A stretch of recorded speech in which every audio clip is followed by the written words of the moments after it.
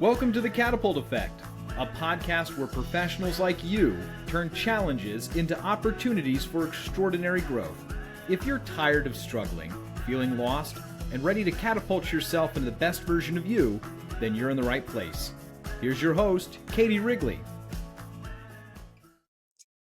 Welcome back to the Catapult Effect podcast. I am your host, Katie Wrigley, and I have another amazing guest with me here this week, Meredith Alger. She is a licensed clinical social worker. She has a ton of experience and expertise around helping with trauma, and I am just going to pause and allow her to expand. And welcome to the Catapult Effect podcast, Meredith. I'm so happy to have you here with me today.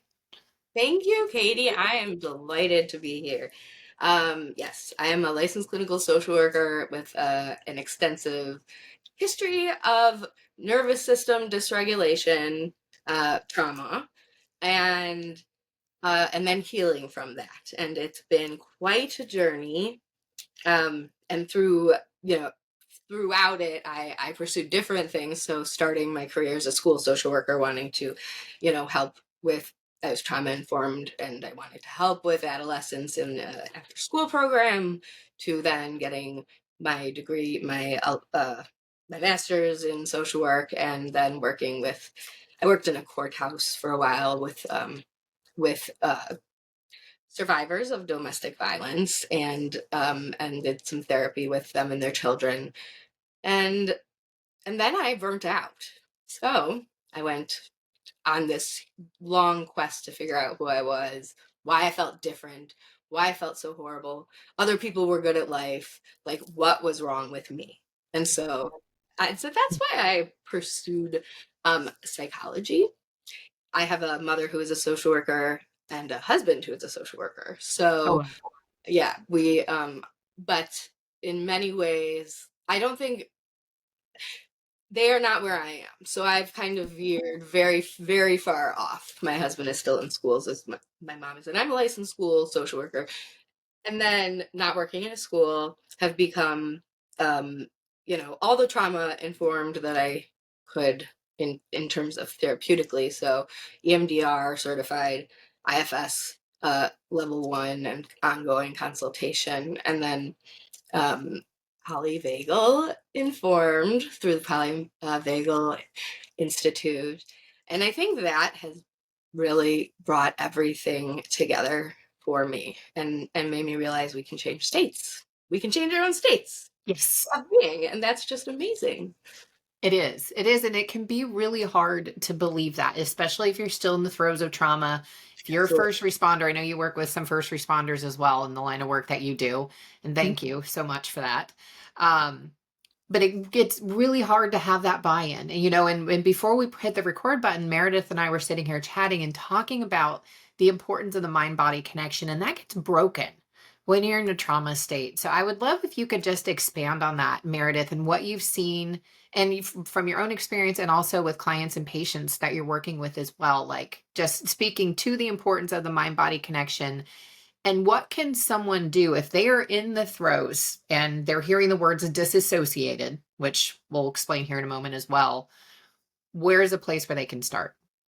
So I think to start looking into a therapist, finding someone or coach, someone who is informed, very trauma informed, is really important. I think. Absolutely.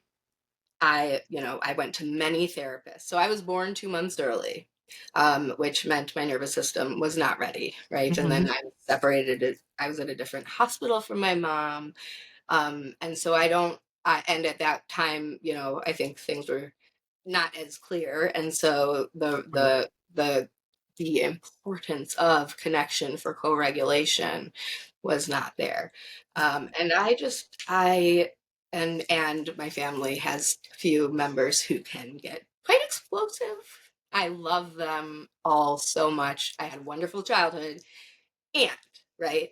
So I grew up, I don't remember much because I did spend my childhood disassociated. I really don't remember much. And it was just, I was a quiet kid, so it was not caught at all. Right. until after I graduated high school and went to college. And then that dissociation turned into an addiction.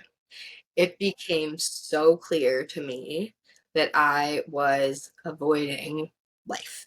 I was just avoiding life. I did not want to feel my body. I did not want to come back.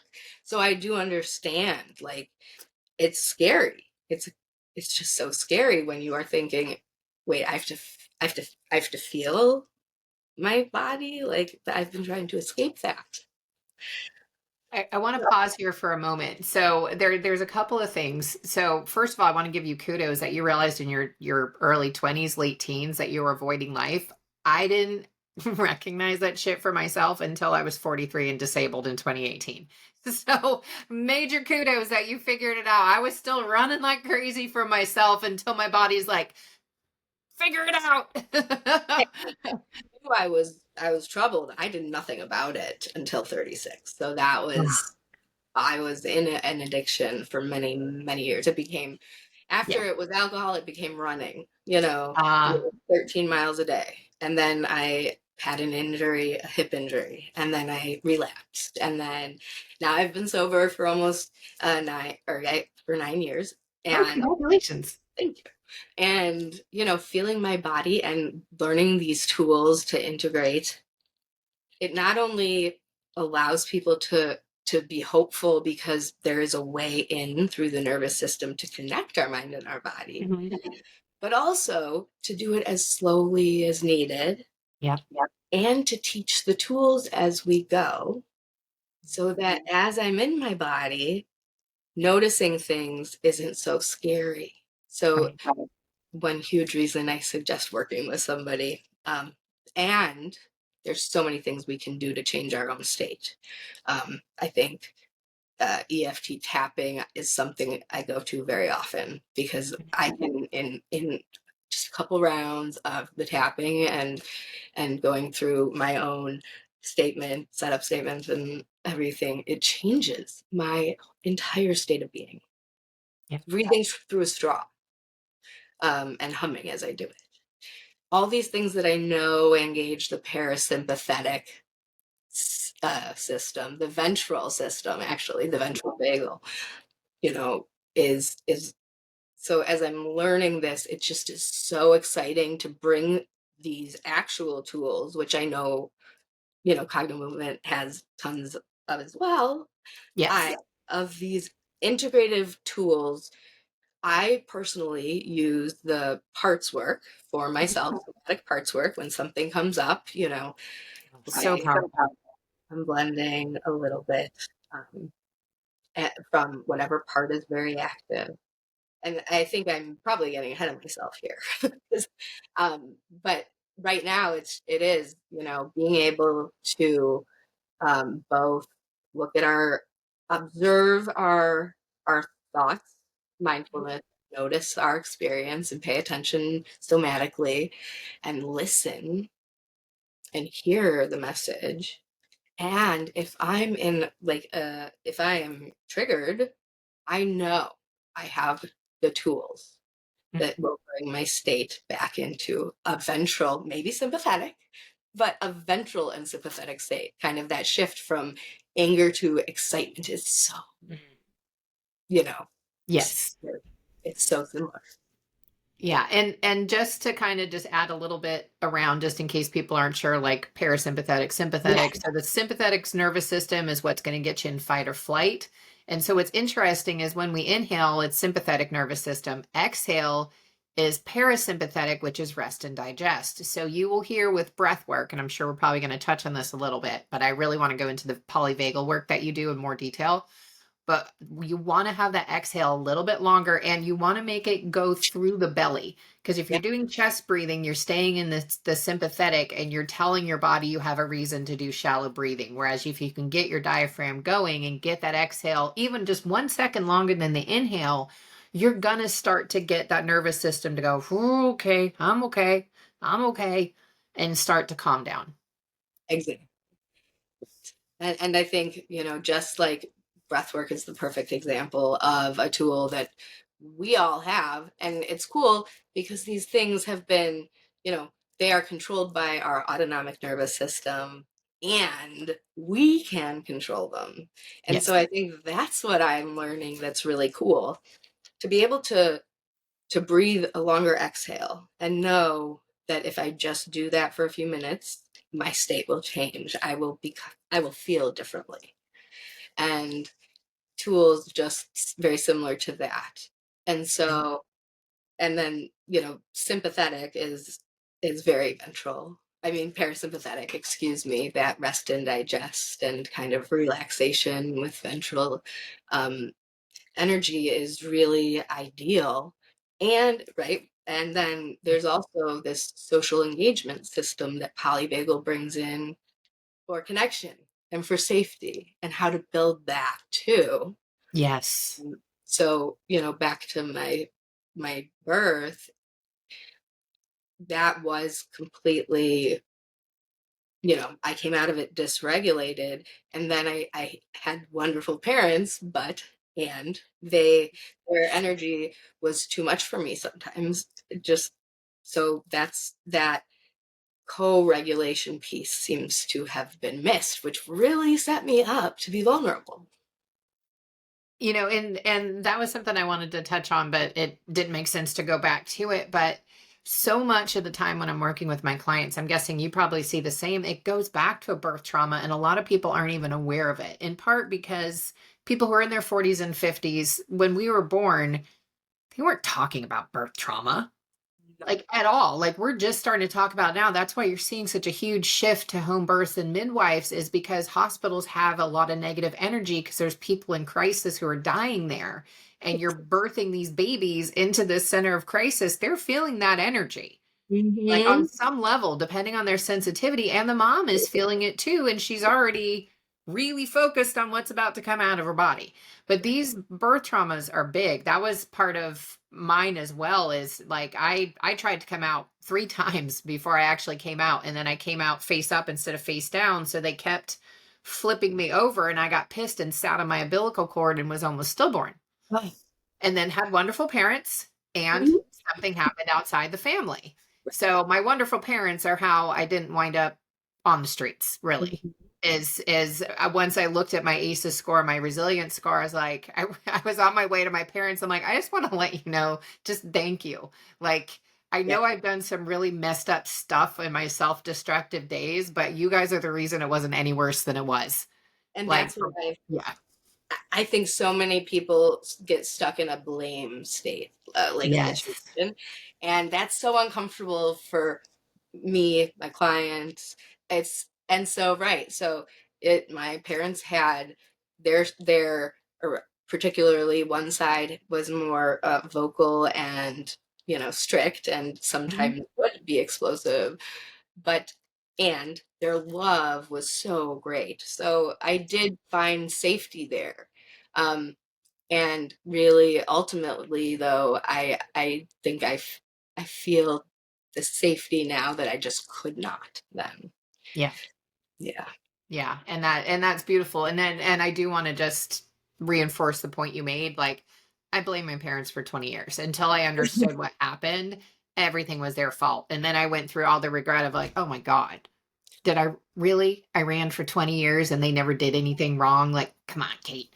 So yeah, that was all part of my story as well. And sometimes it is the parents. So we aren't saying this to say, hey, don't blame your parents for everything. They could have a piece in it. But what I believe you're saying, Meredith, is when we're focusing on blame, we aren't looking, we're actually, we're giving our power to that person because we're putting it all on them. And we aren't looking at, yeah, you were an innocent child. You couldn't have done anything to change it. But now you're an adult. What can you do with this experience so that you aren't allowing it to hold you back and you aren't letting it define you? I think that maybe I'm summarizing a little too much for you, but that was No. what I was hearing. Yes, that is exactly right. And so I think the progression from the learning EMDR, which was hard for me, even Mhm. though I've done some EMDR as a client, because we did work, and that was earlier, I think. But then learning parts work for example, became a huge piece because I am looking at myself then, myself. I can have compassion and curiosity and like really go in and be honest. And I have these parts that are very protective. And so they have, I mean, as addiction did, you know, they have really been, they did not do, you know, they got confused and just kept protecting and were very strong. And they think they're helping. You know, I don't know if they think they're helping, but these parts are doing their adaptive survival work from when we were little Yes. and growing up. And that dissociation and then addiction avoidance, I think, is one, just it was the way that, right, I could not until I could Yeah. get into my body. Yeah, and I would love to hear what you think about this. So, in various different conversations I've had, it's clear when someone's ready and not. And one of the things that I hear repeatedly is like, I'm afraid of what's under there. I'm afraid of what I'm going to find. So, what would you say to the person who's listening to this, Meredith, who's in that like, I know I need help, but I am so scared. Like, what if I discover something I'm not going to be able to handle? Could you address that? Absolutely. I think first, it is really going in with compassion is extremely important. Yes. So compassion. And then as I work with clients, I think the biggest key piece is until, you know, we think there's a huge, scary monster underneath all of it. For example, many people think, was I sexually abused as a baby or a child? You know, Mhm. that crossed my mind in my journey because I didn't understand that the nervous system could really create these huge protectors when there's other traumas. Yep. um, and so a lot of people are afraid they're going to find something like that, and they may, but it's very you know, it's unlikely if it's not known already. I have not experienced people figuring out that. Usually it is going in because we are going in with somebody, hopefully we trust, who can keep us present Mhm. while they are getting to know kind of what's underneath through sensations, through just the questions Yep. from me or my client. And I think the idea is very, very, very often it's not a big scary monster. Almost never is it a big scary monster that we need to run from still. Yep. And Agree. with compassion and curiosity can really, I think, figure that out and learn the pieces that are still protecting us as if we were free, and the pieces that we may not even know. Like I lost creativity, and now I sing karaoke with my little microphone every single morning to get out of bed. But at some point I was told I'm never going to be a famous singer. I mean, which is, so one might think silly, but I really thought I was. Mhm. I turned off creativity, you Yep. know. And so finding that part and getting to know it and bringing it back into my life has been a huge part of healing. Absolutely. And you hit on a few things there again that I want to touch on. So one was like you're focusing on the sensation. It's the meaning that we assign to it that starts to make it big and scary. If you're just focusing on the physical sensation, you make something that feels like it could be this and you shrink it down. You're just focused on the sensation and what it feels like. Like, "Ah, I don't like how this feels." Okay, don't like it as much as you don't like it. Just be in it, because that's how you get it out of the body, is with that focus there. And the nervous system, the subconscious mind, especially the subconscious mind, it's designed to protect you, to keep you safe and alive. No big deal, right? It's just keeping you safe and alive Yeah, I'm alive. by any means necessary. It's not using rational thought. It's not using reason. It's not using logic. It's, oh, this kept me alive. This is what I'm going to do. And boom, now you have a pattern that works against you, but it keeps you alive. Yeah, exactly. And that's what the brain will keep doing. And I love that you said that, because I the thing that happened to me as a kid, I ran from that for 40 years. Yeah. And I always had a suspicion. So technically it's a repressed memory. It's something I didn't know, which puts me in a place to really speak to, like, did Yeah. I like what I was hearing? No. Did Right. I want to accept it? No, but I'm the queen of denial. That's where I go, or that's where I used to go. I'm no longer doing that. Dive right into it now. I'm like, there could be something here. Let's look. Because if I just sit here and deny, it's going to get worse. Yeah. But I denied. And so it took another 9 months after I finally started to understand what was going on until I really dug in and started to do the work to heal the trauma, because that was my pattern. Denial was Yeah. keeping me safe. It wasn't logical. It wasn't reasonable. And we all know that our problems are still going to be there when we pull our head out of the sand. But the subconscious doesn't care. Right. No, it doesn't at all. And that's why when we're triggered, we might not even know why, but it's within that, the subconscious, unconscious, that those memories that can be, that are repressed, Um, that, I think sometimes when they show up as feelings or sensations, it's, it is hard to determine, like, it's hard to at first kind of navigate this, right? Because, okay, well, what does this sensation mean? Oh, wait, is that self or is that a part? And all these things get in the way. But really, it is just looking at what what is there and not being Mhm. scared and doing it with somebody. And if it's really, really hard, maybe you go slowly. I think sometimes is what people's system needs. Yeah. Um, and other times, huge jumps and leaps, uh, but so titrating some of that safety, especially for people who have not been safe and really struggle, which I did, to feel safe.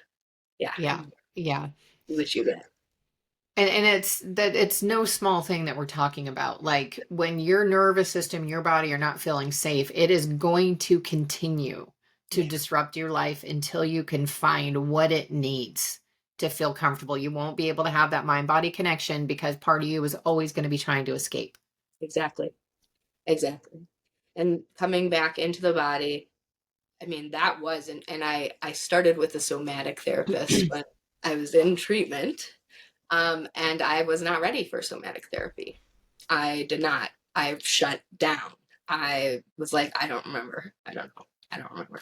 Mhm. And, as also, we have these coping patterns that are adaptive, and they often get us into situation. They become the danger. Mhm. It's like, at what point it's it we need to look at it, because otherwise, you're right, we're not stopping the addiction, or it is going to be replaced.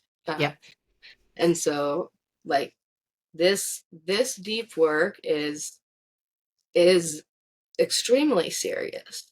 And I think, many people are reactive today because many people weren't talking about it, like you said, 40 years No. ago. And so that gives me a lot of hope, though I think the education, that we can change states, that we have the power to do that. We have the tools to do it, that there are a lot of trained people out there to help. I think Yeah. that is very, very hopeful for what is right now a very dysregulated world. It is very dysregulated right now, and it's probably going to continue to increase over the Yeah. next few months as we get close to the election and each side gets more and more riled up. And then we've got all that stuff out there to continue to polarize us and pull us apart instead of bring us together. It's going to continue to feed into that dysregulation unless you make a conscious choice to stop playing that crappy game. Yes, that's one thing that the polyvagal, um, everything that I have done polyvagal informed has been helpful, because, I mean, really, we know that that um, you know we know that we need co-regulation. We Yes. need social support, and the social engagement system is part of what has come up in polyvagal theory, because we use our cues of these tiny little cranial nerves in our that move our face or our eyes, or allow us to connect and feel safe with one another. When we never feel safe, we're not connecting, right? We're not seeing those cues. So the work of being able to trust others too in a safe way, assuming it's safe, Right. is important. That connection piece is so vital to regulation. Like, we need co-regulation. Yes, absolutely. And so when I'm not an expert in polyvagal, which is why you're on the podcast. I'd be able to speak to it if I was. But we do utilize the vagus nerve, and so it's a piece of what I understand is the overall polyvagal system. But there's more than just activating the vagus nerve. But the vagus nerve, if I'm correct, Meredith, is part of that, because when you activate the vagus nerve, that's what triggers your parasympathetic rest and digest nervous system. Correct? So activated so the vagus nerve goes to, it's the 10th cranial nerve. It is getting all of the facial cues, and it's also helping control our expressions to connect or not. So if I'm showing defense, I'm likely to, the someone across from me is also going to be defensive, because we Right. can reflect that way. Mm-hmm. Um, Polyvagal theory. So the polyvagal nervous system is very similar to just sympathetic, parasympathetic, but it brings it together as a whole system, because if we look at a picture of it, for example, we see it's going to our face, and then we see it's in the brainstem, and then we see it's on both sides of the neck, and then we see it's wrapped in our vocal cords, and then it's going down, our esophagus, or our, I think, don't quote me here, look it up. Right. But it's going down, and then it is entering your heart, it's all of this is connected, and then it goes to your digestive system, which is key in why there are so many. Everything. Yeah, right. Let's make it easy. Your gut microbiome rules so much of what's happening in your body. We can just leave that there. Please continue. And it's 80% bottom up. So 80% of the cues we're getting are from our body. It's neuroception, whether we can feel safe. It's kind of under our awareness, and then interoception, when we feel things, like we can tell how we feel an organ feels, or we notice how we feel internally. And when I think it explains so many health things that come from stress, Yes. so many. And so, because our body is coming up and telling us, we're not okay, and then our mind is going to interpret that, and if we have trauma, it's probably going to interpret, and actually negativity bias, a lot of us are going to interpret it negatively, and then that is going to cause more stress. And so I think the key with the vagus nerve is this new idea of, it basically tells the story of the defenses, and the evolution of until the social engagement system, which is needed for our survival. Yes. And so the first sympathetic, I think first dorsal beings, maybe, and then first vertebrae, and then sympathetic came, and there these vertebrae could run, or fight, and then we get to more sympathetic, but also a shutdown with the dorsal branch. So the lower, below the diaphragm, is the dorsal branch, and above is the sympathetic. And so it's these interactions of all these different nerves, like, coming together to create our experiences, our nervous system states, and our ability really to control them, you know, learn how to control them a little bit more. Absolutely. And some of that can even be our mindset on stress, right? We all know that stress helps nothing. Like it's never helped anything in the history of the world. But if it's a positive stress, Eustress. Is that now, you? yes, now you can actually utilize that as something that can help propel you forward. But if it's the stress of like, oh, I don't want to do this, I can't keep doing this, so how am I going to go on? Like that's the stuff that's draining your life energy from you. That's the negative stress. But turning it around and shifting and like, oh, this is an opportunity. This is a challenge. I'm excited about a challenge. Like Right. obviously we're not immediately switching state like that. That's practice to get into it. But that is one of the things that's available to us in using the work with the polyvagal system theory. I'm not sure how to refer to it, but Polyvagal theory, yeah.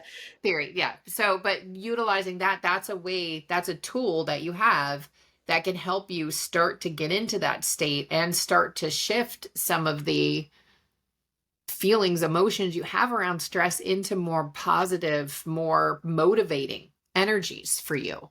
Yeah. And that happens often slowly, especially if we're in that shutdown. Because if once we're shut down, we're in a freeze to collapse. Yeah. Like a possum plays dead. Yeah. So, yeah. like that happened the other day in my yard, actually. But so it really is coming up slowly enough to not over let's say get overly sympathetic too quickly and just come back down, but we can titrate that and we can then like add on a little bit and a little bit and a little bit when and freeze is hard, and so many of us live in a functional freeze. Oh yeah. Plants. Oh yeah. So many. I really was. And just again, I just want to give an example to illustrate what you're talking about. So my trauma response was to freeze. Like that was it before. And I have a reactive dog who I absolutely love, but she's afraid of other animals. She's even afraid of my cats. And she's a German Shepherd. So it's not like she's a Chihuahua and the cats are twice her size. Like she's a big dog, but she's been afraid. And I like look back and I'm like, oh, I wish I had been so much more aware when she was a puppy, because she would probably be a little bit more even kiltered at this point if I had been, but I wasn't. So she didn't have a shot in hell of being regulated when she was a puppy, but we're doing great now. Right. But now I'm losing my train of thought on that one, but it was totally lost. Of the freeze and yes, thank you. So walking her, if we come across an unleashed dog, I used to freeze. Yep. If the unleashed dog was coming towards us. And so I knew that I had made a big change when the next time an unleashed dog came at us, and I whipped my dog around behind my back and I went to the other dog going, no. And the dog listened and I'm like, holy cow, it worked. Wow. And then the owner came and got the dog, but like, instead of like freezing and then my dog's scared because I'm scared, I was like, nope, action. No. Yeah. And the dog felt that, and I purposely used my hand to push back, and I programmed that response in with cognitive movement. Was okay, when I'm doing this, like we're no longer going to freeze. And so I practiced before I had her with me, so I had more confidence. I practiced of just like I'd see a dog, if it was barking, I just and just send it out from my hand with love, like, hey, it's all right, buddy. And the dog would like calm, and I'm like, oh my God, they really do feel our energy. I've heard that, but now I'm seeing it. What else could I do? Now my dog's going, I don't know if you could hear her going nuts in the background. my less regulated, younger dog is a great regulator. So though on its own, on his own and on my own, sometimes it's like we're a little bit both stressed when I match his breathing. It is like, and then he slows down a little more, and I slow following his, and then that kind of thing is amazing, and the practice and the energy, it's all of it. That's what I love about this, about what I do. It really is everything. It's everything. It's quantum physics. It's everything. Yeah. And I think quantum physics is showing we have cells in our brain that like that's how various parts light up at the same time and things like that. And when we're in the functional freeze, I think it's really important to know that's when we're not thinking. So that's No, when our prefrontal cortex is really not. it's offline. Yeah, exactly. And so we're not making good decisions. If we're learning, we're not. I mean, so if we're in an educational setting like a school and activated, we're not learning. So it's very like it is it's so important. And I think schools is a huge place where maybe some of this regulation can begin co-regulating Oh yeah. with people. Yeah. Oh yeah, the school experience has so much impact. Like whether we were bullied, whether we were popular, whether we were included, like Yeah. all of that plays in and feeds into who we are as adults. I agree completely. And that co-regulation that you're talking about, it's huge and it happens with everybody.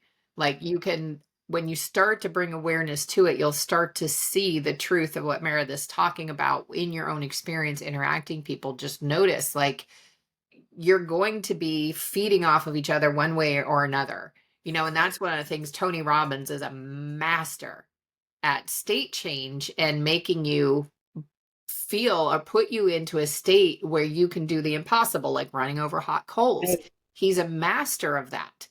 And what he does to prepare to be on stage is phenomenal. Like he's guarding his energy. My friend and I were having to talk about this of like, we're noticing how we can hold more space for more people as we continue to do the own work that we do that we recommend for clients. And I'm sure you're noticing that in your own experience as well. The more healing we do, the more capacity we have, the more energy we have, the more we can start to share that energy and help other people benefit from it. Like I would guess if I was around Tony Robbins, within 5 seconds, I would probably feel totally calm because he's going to be using his energy to influence me because he's a master at that. Right. And that is really interesting to bring up. I think energy is so important. And when we look at things like energy healing and tapping, for example, along our Mhm. meridians, and we bring in that kind of more ancient and Eastern techniques and ideas, that's very helpful. And Yes. it's, um, being around people, sometimes I need to protect myself, and I do that energetically. For Yeah. example, I'm going to see that family member who might be challenging, or People have challenging family members? What? yeah, no, just kidding. No, no. No Yeah, one in the history of the world has ever had a challenging family member. I love that. yeah. Yeah, or anybody who is challenging. For me, Yeah. I have a lot of medical trauma, so going to the doctor, I've really had to like learn how to be self um led, I guess, because otherwise I go back to 3-year-old mode. I do. I have tantrums in the middle of a doctor's office. Mhm.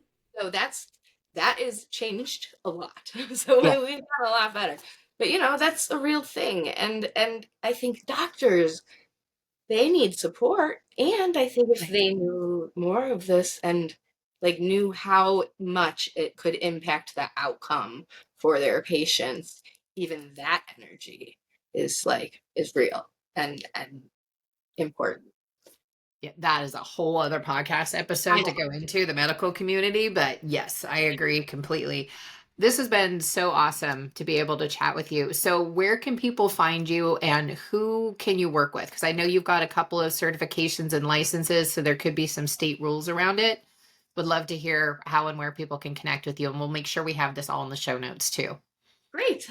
So people can connect with me at Meredith at liminalhorizons.com. Liminal Horizons is my clinical practice. And then with energy work, with all the things that are not clinical coming out, I do also coaching um, through sensing fields. And so, for example, things like the Safe and Sound protocol, which is one of Polyvagal's tools, that, that's something I can do, and I can talk about it with the person and where they are. But Illinois is where I am, near Chicago, Evanston, Illinois. So really anyone in Illinois. And any professionals out there, I'm loving this, Katie, so thank you. And I would love to connect with more people and just keep having this conversation and sharing it. Yes, thank you. I would love that too. And so Meredith, if I've had an offline conversation, we really want to put a workshop together because we are so like-minded and we're all about collaboration and helping be of service to more people. So when we have that worked out, we will definitely announce it with you. But for now, it's just a thought. Is there any action item that you would want someone to take? Going back to the beginning of our conversation, talking about that person who is not in their body right now and who is in a state of suffering, they may be getting close to starting to consider to end their own life, just really just miserable. What would you say to that person, Meredith, as a good place to start? Well, that person is likely very isolated. Our worlds get smaller with trauma and Yeah. a lack of connection. And so reaching out, even if it's to a hotline, getting connected with an individual and having someone to co-regulate with is really helpful. And then there are exercises that can help us change state. There's some on my website, Liminal Horizons. There's others that are through breath work. You can find EFT videos, tapping videos, and go along with them. Talk to your doctor, talk to a therapist, and know that there is hope. And know that even the suicidal part, who really is like, I'm done, that is a protector. That is trying to say, you don't have to suffer anymore. And let me just say, you don't have to kill yourself. That's a part, and you can feel better without listening to that part who's Yes. trying to protect you. So, Thank you. yeah, I think just knowing it's a part is helpful, because coming at it with compassion and curiosity and really, but with another person is important too, sometimes. Yeah, absolutely. And making sure you've got a trusted person who can help. So within every state now, there is the 988 that you can call that is free to you. If you are in a state that has a different area code, ask them to route you to the specialist in your state. Let them know where you are. These are people who are skilled in suicide prevention. They are skilled in crisis intervention. They are going to be able to help you and start to connect you to resources. So if you don't have a trusted network, if you feel like, especially if you're a first responder, there's so much out there. And a lot of you do not feel safe to let people know that you're struggling because it could potentially, unfortunately, negatively impact your job. The 988 number is not going to do anything to hurt your career. So please reach out to them. Neither will a therapist, and unless, and there are certain limits to that, but really only when you are actively planning to commit suicide. Yeah. And it's not a taboo thing to talk about anymore, because so many people are suffering and feeling desperate. I think we need to talk about it more. Yeah, and it's because of that, a lot of people are feeling desperate because of the old mentality to just shove it on, suck it up, and keep going. Yes, you don't have to do that. Don't do that. Like, think of it like a vacuum, right? You're sucking up the stuff to keep going. At some point, the vacuum bag's going to get full and it's going to explode into disease, into pain, into a heart attack, into death, into something you don't want. Right. So empty the vacuum bag. Just get it out of your body somehow, some way. Please. Absolutely. Yes. Take a walk. The bilateral movement will be great. Yes. Nature is connect. Yep. You can even just let your eyes, you want an extra bilateral, just watch your sides as you walk. Get in that extra movement. Just start to get the body going. Go to the gym, do something, anything to just start to shift your state and get you out of that. There's no hope. And come into your body. Yes. Yes. Thank you. Thank you so much, Meredith, for your time, your expertise, and your energy. Very excited to collaborate on our workshop. Me too. I will talk to you soon. Yes. And thank you, audience, for joining us today. I know there's a lot out there that you could be listening to, and I appreciate your attention on this episode. Come back again next week. I'm going to have another amazing episode for you. I think I'm going to do a solo episode as my next. And until then, be well.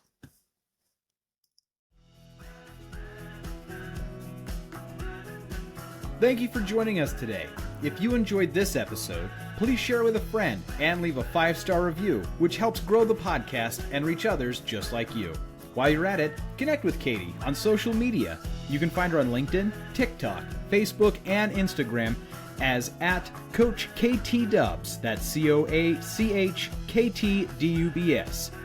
This has been the Catapult Effect with Katie Wrigley. Thanks for listening.